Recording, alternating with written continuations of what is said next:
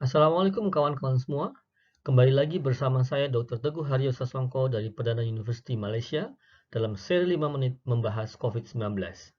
Dalam video kedua ini, saya akan membahas mengenai tes cepat COVID-19 dan bagaimana perbandingannya dengan tes RT-PCR.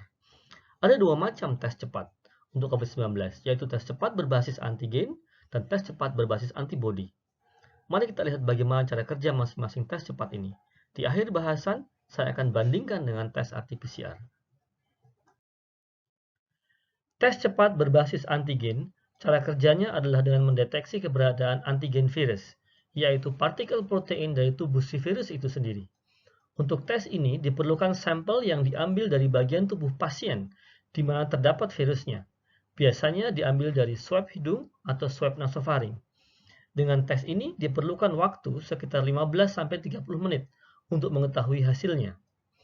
Spesimen diambil dari swab hidung dan kemudian diteteskan ke dalam cekungan spesimen dari alat tes. Setelah itu, ditunggu 15 hingga 30 menit. Selanjutnya akan ada satu garis berwarna keluar di posisi paling atas. Ini disebut garis kontrol.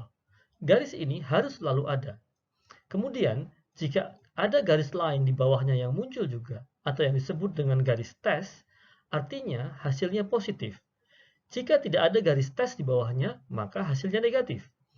Kalau garis kontrol tidak muncul, maka hasilnya invalid, dan tes harus diulang walaupun garis tes muncul. Untuk tes cepat berbasis antibodi, mekanismenya adalah dengan mendeteksi keberadaan antibodi COVID-19 dalam darah. Dalam waktu 3 hari hingga 2 minggu setelah terjadinya infeksi, tubuh manusia akan memproduksi antibodi untuk melawan patogen infeksius yang masuk ke dalam tubuh. Nah, inilah yang dideteksi dengan tes cepat berbasis antibodi. Hanya diperlukan waktu 10 hingga 15 menit hingga tes ini bisa memberikan hasil. Cara kerjanya mirip dengan tes cepat berbasis antigen. Bedanya, untuk tes cepat berbasis antibodi, spesimen yang diteteskan dalam cekungan spesimen adalah darah. Selain itu, garis tesnya ada dua, tergantung dari jenis antibodi yang terdeteksi, antibodi IgM atau antibodi IgG. Jika salah satu atau kedua garis tes ini muncul di samping garis kontrol, artinya hasilnya positif atau disebut juga reaktif. Nah, kawan-kawan, kita tahu bahwa RT-PCR adalah satu-satunya uji diagnostik yang direkomendasikan oleh WHO yang dapat menentukan apakah seorang pasien memang menderita COVID-19. Sekarang kita lihat perbandingannya antara tes cepat dengan tes RT-PCR. Pertama, untuk RT-PCR diperlukan waktu minimal 6-7 jam atau bahkan berhari-hari untuk bisa mengetahui hasilnya karena prosedur tesnya melibatkan teknik-teknik pengerjaan yang bermacam-macam.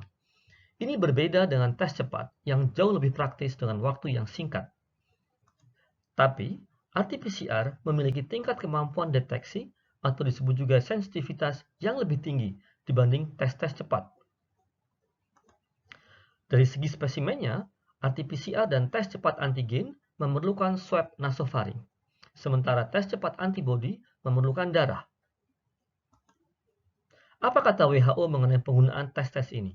Untuk saat ini, WHO hanya merekomendasikan RT-PCR sebagai uji diagnostik COVID-19, sementara tes cepat hanya dapat digunakan untuk keperluan penelitian.